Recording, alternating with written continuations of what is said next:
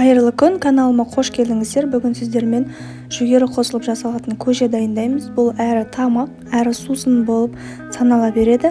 Видеоны міндетті түрде соңына дейін қараңыздар. Бізге қажетті заттар: құрт қажет болады, тандем сусыны, айран, міндетті түрде қолдың айраны болу керек, және де сары жүгері, дәміне қарай тұз қосамыз, және де бұл жерде құпия деп айтсам да болады. Құпия ингредиент бұл орегано дәмдеуші.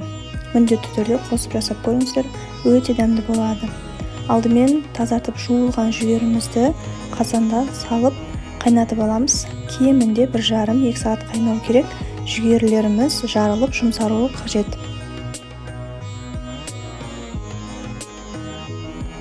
Шамамен көжеміз 1 сағаттай қайнады. Енді оған дәміне қарай тұз бен орегано дәмдеушін қосатын боламыз. Бұл жерде орегано дәмдеушін қосу міндетті емес. Өздеріңіздің қалауларыңызға қарай қосасыздар. Тұз дәмдеуштерін қосып болған соң, езілген құртымызды қосып, тағы да жарты сағат қайнатамыз.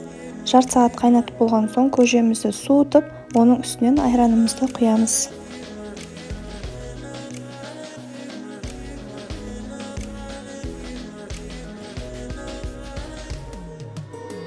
Ең соңында тандем сусынын қосамыз. Егер сіз тандем сусынын ұнатпайтын болсаңыз, кәдімгі сары ағаш суын қоссаңыздар болады.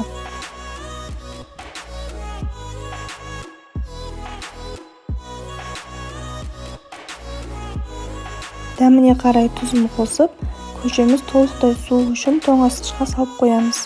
Міндетті түрде жасап көріңіздер. Ыстық жаздың кезінде нағыз ішетін тағам әрі сусын болып саналады. Өте дәмді болып шығады. Назарларыңызға рахмет.